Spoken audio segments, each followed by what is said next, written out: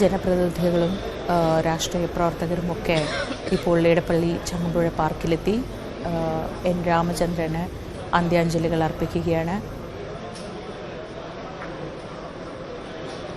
അവിടെ ഇടപ്പള്ളി ഭാഗത്ത് ഏറ്റവും ജനകീയനായ ഒരു സാമൂഹ്യ പ്രവർത്തകനും രാഷ്ട്രീയ പ്രവർത്തകനുമൊക്കെയായിരുന്നു അദ്ദേഹം. എല്ലാ കാര്യങ്ങളിലും അദ്ദേഹത്തിൻ്റെ സഹകരണവും സാന്നിധ്യവും എപ്പോഴും ഉണ്ടായിരുന്നു എന്ന് ആദ്യ ദിവസം തന്നെ നമ്മൾ അവിടെ ചെന്നപ്പോൾ എല്ലാവരും പറയുകയുണ്ടായി.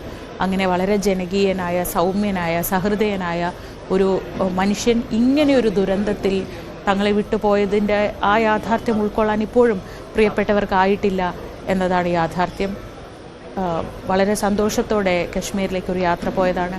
അതും ഭാര്യയും മകളും കൊച്ചുമക്കളുമായി പോയ യാത്ര ഇത്രയേറെ വലിയൊരു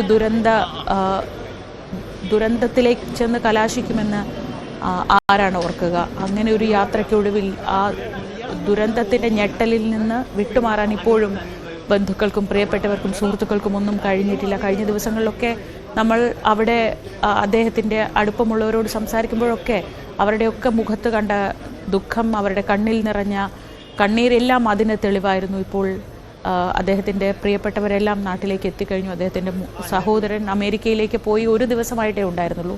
അവിടെ നിന്ന് അവരും കുടുംബവും തിരിച്ചെത്തി. മകൻ എത്തിയിട്ടുണ്ട്.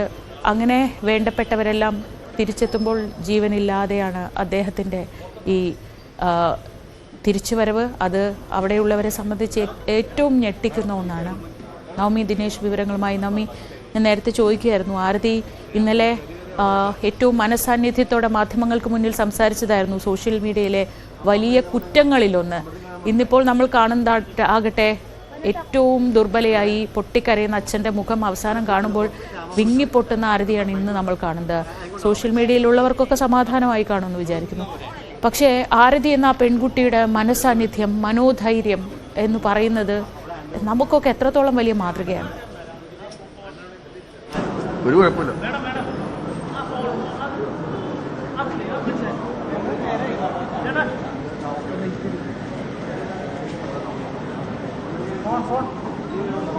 ശ്രീജ, എന്തായാലും മോൻസ് ജോസഫ്, ഹൈബീഡൻ MP ഉൾപ്പെടെയുള്ളവർ ഇങ്ങോട്ടേക്ക് എത്തിക്കൊണ്ടിരിക്കുകയാണ്. രാഷ്ട്രീയ മേഖലയിലുള്ളവരെല്ലാവരും ഇവിടെ എത്തി അദ്ദേഹത്തിന് അന്തിമോപചാരം അർപ്പിക്കാൻ എത്തിക്കൊണ്ടിരിക്കുകയാണ്. നാട്ടുകാരുമൊക്കെ അദ്ദേഹത്തിനോട് എത്രയും പ്രിയപ്പെട്ടവരെല്ലാവരും ഇങ്ങോട്ടേക്ക് എത്തുകയാണ്.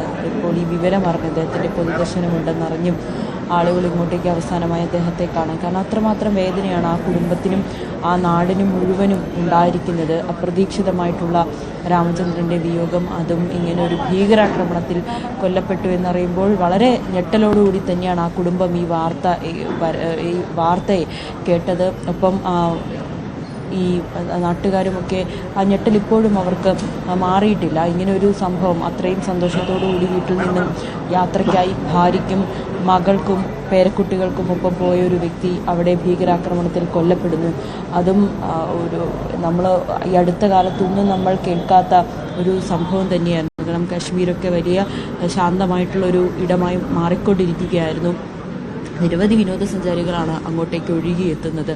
പക്ഷെ അവിടെ ഇങ്ങനെ പെട്ടെന്ന് അപ്രതീക്ഷിതമായ ഒരു ഭീകരാക്രമണം ഉണ്ടാകുന്നു എന്ന് കേൾക്കുമ്പോൾ ഇന്ത്യ ആകെ ഒന്ന് ഞെട്ടി. കാരണം ഇങ്ങനെയൊന്നും നമ്മൾ കരുതിയിരുന്നില്ല. കാരണം അത്രമാത്രം പട്ടാളത്തിൻ്റെ സുരക്ഷയുള്ള ഒരു ഇടം തന്നെയായിരുന്നു. പിന്നീട് എങ്ങനെയാണ് അവിടെ സംഭവിച്ചതെന്നൊക്കെ അതിൻ്റെയൊക്കെ കാര്യങ്ങൾ നമ്മൾ ഓരോ ദിവസവും വാർത്തകൾ കേൾക്കുന്നതാണ്. അതിൽ നമ്മുടെ മലയാളി കൂടിയുണ്ട് എന്ന് കേൾക്കുമ്പോൾ, ഇടപ്പള്ളി സ്വദേശി രാമചന്ദ്രൻ ഉണ്ടെന്ന് കേട്ടപ്പോൾ ഉണ്ടായ വേദന, ആ ഞെട്ടൽ അതിൻ്റെ ഇരട്ടിയായി. ഇപ്പോൾ ജില്ലാ കളക്ടർ കൂടി ഇങ്ങോട്ടേക്ക് എത്തുന്നുണ്ട്. അന്ന് മൃതദേഹം നെടുമ്പാശ്ശേരി വിമാനത്താവളത്തിലെത്തിച്ചപ്പോൾ ഏറ്റുവാങ്ങിയത് കളക്ടറുടെ നേതൃത്വത്തിലായിരുന്നു. അവിടെ സുരേഷ് ഗോപി MP ഉൾപ്പെടെയുള്ളവർ എത്തിയത് നമ്മൾ കണ്ടതാണ്. എന്തായാലും ഇവിടെ ഇപ്പോൾ പൊതുദർശനം പുരോഗമിക്കുകയാണ്. മോൻസ് ജോസഫ്, ഹൈബീഡൻ MP ഉൾപ്പെടെയുള്ളവർ ഇവിടേക്ക് എത്തി അദ്ദേഹത്തിന് അന്തിമോപചാരം അർപ്പിച്ചിട്ടുണ്ട്.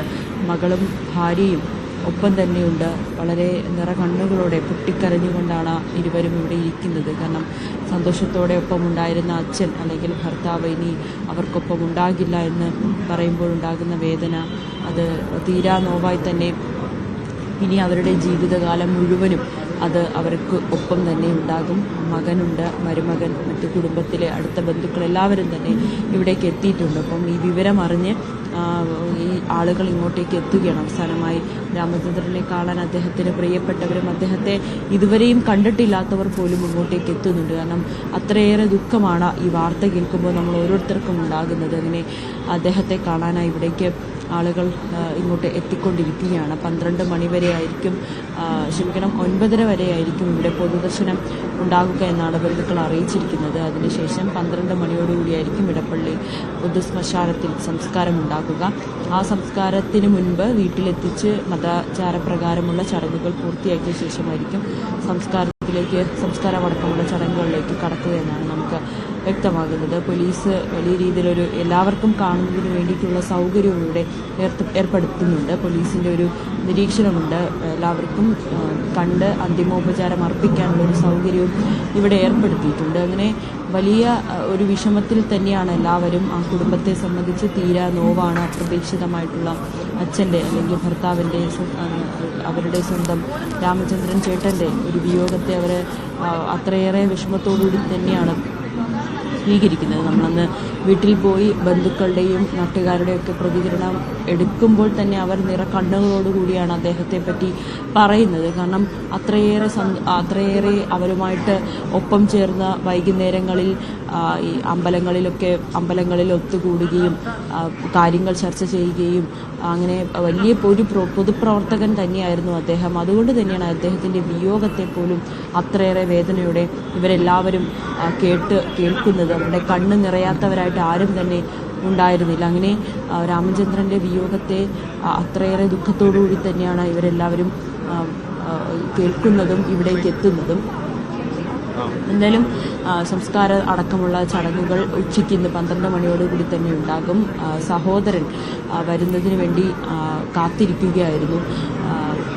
അദ്ദേഹം അമേരിക്കയിലായിരുന്നു. അന്ന് ഒരേ ദിവസമാണ് ഇവർ യാത്ര ചെയ്തത്. അതായത് ഈ മരിച്ച രാമചന്ദ്രനും കുടുംബവും കാശ്മീരിലേക്ക് പോകുന്ന ദിവസം തന്നെയായിരുന്നു സഹോദരൻ അമേരിക്കയിലേക്കും പോയത്. അവിടെ എത്തിയപ്പോൾ തന്നെയാണ് ഇത്തരത്തിലൊരു മരണവാർത്ത അറിയുന്നത്. ഇപ്പോൾ സഹോദരനെ കാണണം, താൻ വന്നതിന് ശേഷം മാത്രം മതി സംസ്കാരം നടത്താനെന്ന് പറഞ്ഞതിന് പിന്നാലെയാണ് സഹോദരൻ വരുന്നതിന് വേണ്ടി കാത്തിരിക്കുകയും ഇന്ന് വെള്ളിയാഴ്ച സംസ്കാരം നടത്താമെന്നൊരു തീരുമാനത്തിലേക്ക് കുടുംബം എത്തുകയും ചെയ്തിരിക്കുന്നത്. ആ 2 കുട്ടികളുമുണ്ട്, മകളുടെ 2 കുട്ടികൾ. അവരുടെ മുന്നിൽ വെച്ചാണ് സ്വന്തം അപ്പൂപ്പനെ ഇങ്ങനെ ഭീകരർ വെടിവെച്ച് കൊല്ലുന്നത് അവർ കണ്ടത്. അവർ കരഞ്ഞിട്ടുണ്ടായിരുന്നു. ഇന്നലെ മകൾ ആരതി പറഞ്ഞത് നമ്മൾ കേട്ടതായിരുന്നു. അപ്രതീക്ഷിതമായിട്ട് ഇങ്ങനൊരു വെടിയുച്ച കേൾക്കുന്നു. ആ സമയത്ത് ഞാൻ ഓടി രക്ഷപ്പെടാൻ ശ്രമിച്ചുവെങ്കിലും അത് നടന്നില്ല. പിന്നീട് ഭീകരർ വന്ന് അച്ഛനെ വെടിവെക്കുകയായിരുന്നു. ഞങ്ങൾ കരഞ്ഞു, ഒരുപാട് കരഞ്ഞു, വെറുതെ വരണമെന്ന് കരഞ്ഞു. അച്ഛൻ്റെ മൃതദേഹം കെട്ടിപ്പിടിച്ച് കരയുന്നുണ്ട്. പക്ഷേ തോക്ക് തൻ്റെ തലയിലേക്കും ചൂണ്ടിയത് തന്നെ പേടിപ്പിക്കാനാണോ തന്നെ കൊല്ലാനാണോ എന്നറിയുന്നില്ല. പക്ഷേ 2 കുഞ്ഞുങ്ങൾ കരയുന്നത് കേട്ടാണ് തന്നെ ഭീകരർ വെറുതെ വിട്ടത്. മക്കളെയും കൊണ്ട് പോകാം, രക്ഷപ്പെടാമെന്ന് മക്കൾ പറയുന്നത് കേട്ടിട്ട് മക്കളെയും കൊണ്ട് ഇനി തൻ്റെ അച്ഛനെ രക്ഷിക്കാൻ കഴിഞ്ഞില്ല, പക്ഷെ തൻ്റെ മക്കളെങ്കിലും ഇനി തനിക്ക് രക്ഷിക്കണമെന്ന മകൾ ആരതിക്ക് തോന്നുകയും അതിനെ തുടർന്നാണ് മക്കളെയും കൂട്ടി കിലോമീറ്ററുകളോളം ഓടി. അതിനുശേഷമാണ് ആളുകളെല്ലാവരും ഭയപ്പെട്ട് നിൽക്കുന്ന ഒരു ഇടത്തേക്ക് കണ്ടത്.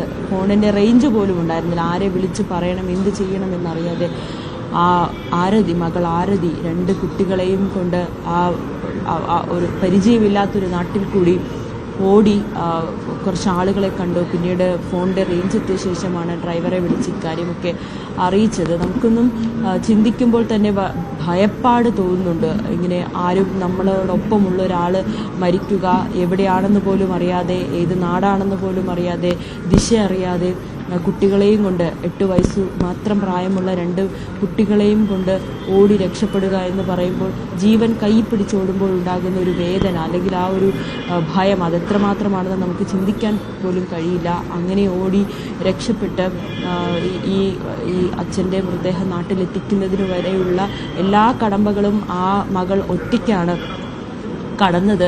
സ്വന്തം അമ്മയെപ്പോലും ഈ വിവരം അറിയിച്ചിരുന്നില്ല. അമ്മയ്ക്ക് ഹൃദയ സംബന്ധമായ അസുഖങ്ങളുള്ളതിനാൽ ഇക്കാര്യം അറിയിക്കാൻ കഴിയുന്നില്ല. അച്ഛന് അസുഖമുണ്ടെന്ന് മാത്രമാണ് പറഞ്ഞത്. ആ ഹോട്ടലുള്ളവരോട് അമ്മയോട് ഇക്കാര്യം അറിയിക്കരുതെന്ന് പറഞ്ഞു. അവിടേക്കുള്ള ടെലിവിഷൻ കണക്ഷൻ കട്ട് ചെയ്യണമെന്ന് പറഞ്ഞു. തന്നെ കാണാനെത്തുന്ന ഉദ്യോഗസ്ഥരോടൊക്കെ ഒരു കാര്യമേ ആവശ്യപ്പെട്ടുള്ളൂ, തൻ്റെ അമ്മയെ ഇപ്പോഴിത് അറിയിക്കരുത്. കാരണം അമ്മയ്ക്കൊരിക്കലും താങ്ങാൻ കഴിയാത്ത ഒരു കാഴ്ചയായിരിക്കും, അല്ലെങ്കിൽ ഒരു വാർത്തയായിരിക്കും. തന്നോടൊപ്പം ഉണ്ടായിരുന്ന, അത്രയും നേരം തന്നോടൊപ്പം ഉണ്ടായിരുന്ന, സന്തോഷത്തോടെ താൻ യാത്ര അയച്ച തൻ്റെ ഭർത്താവ് അത് മരിച്ചു എന്ന് കേൾക്കുമ്പോഴുണ്ടാകുന്ന ഒരു വേദന, അത് അമ്മയെ ഇപ്പം അറിയിക്കരുതെന്ന് പറഞ്ഞുകൊണ്ട് പിന്നീട് മൃതദേഹം നെടുമ്പാശ്ശേരിയിൽ എത്തിച്ചപ്പോഴാണ് അമ്മയോട്, വിമാനത്തിലേക്ക് കയറ്റുന്നതിന് മുൻപാണ് അമ്മയോട് ഇക്കാര്യം അച്ഛൻ നമ്മളെ വിട്ടു പോയി എന്ന വിവരം മകൾ പറയുന്നത്. ആ അമ്മയുടെ കണ്ണുകൾ അന്ന് നിറഞ്ഞതാണ്. ഇപ്പോഴും അവർ നിലവിട്ട് കരയുന്ന കാഴ്ചയാണ് നമ്മളിവിടെ കണ്ടത്. ശരിയാണ് നവമി, ആ ദുഃഖം കണ്ടു നിൽക്കാനാവുന്നതല്ല ആർക്കും. പക്ഷേ അപ്പോഴും ആരതി എന്ന ആ പെൺകുട്ടി നമ്മുടെയൊക്കെ മുന്നിൽ ഒരു പ്രതീകമായി നിൽക്കുകയാണ്, ആത്മധൈര്യത്തിൻ്റെ, മനസാന്നിധ്യത്തിൻ്റെ. അമ്മയെയും തൻ്റെ മക്കളെയും സുരക്ഷിതരായി എത്തിച്ചതിന് ശേഷം മാത്രമാണ് ആ പെൺകുട്ടിയുടെ കണ്ണിൽ നമ്മളൊരു കണ്ണീർ തുള്ളി കാണുന്നത്. അച്ഛൻ വിട്ടുപോയി എന്ന വലിയ ദുഃഖത്തിൽ നിൽക്കുമ്പോഴും മനസാന്നിധ്യത്തോടെ പെരുമാറിയ ആരതി എല്ലാവർക്കും ഒരു മാതൃകയാണ്. അമ്മയെ സുരക്ഷിതയായി നാട്ടിലെത്തിച്ചു. ഹാർട്ട് പേഷ്യൻ്റാണ് അമ്മ. അതിനുശേഷമാണ് ഈ വിവരം പോലും അവരോട് പറയുന്നത്. അതുവരെയും കാര്യങ്ങളെല്ലാം ഒറ്റയ്ക്ക് എങ്ങനെ ആ പെൺകുട്ടി ചെയ്തു എന്ന് ആലോചിക്കുമ്പോൾ നമുക്ക് അത്ഭുതം തോന്നും. ആ ആരതിയെ അധിക്ഷേപിക്കുന്ന, അപമാനിക്കുന്ന സോഷ്യൽ മീഡിയയിലെ സഹോദരന്മാരറിയാനാണ് പറയുന്നത്. എല്ലാ മനുഷ്യരുടെയും ദുഃഖം ഒരുപോലെയല്ല. ആ വേദനയിൽ നിന്ന് അവർക്ക് കരകയറാൻ,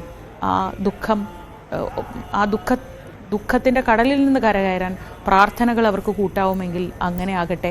പക്ഷേ എന്നെന്നും മറയ്ക്കാനാവാത്ത, എന്നെന്നും മറയാത്ത ദുഃഖമായി ഇത് അവരുടെ കൂടെ തന്നെ ഉണ്ടാകും.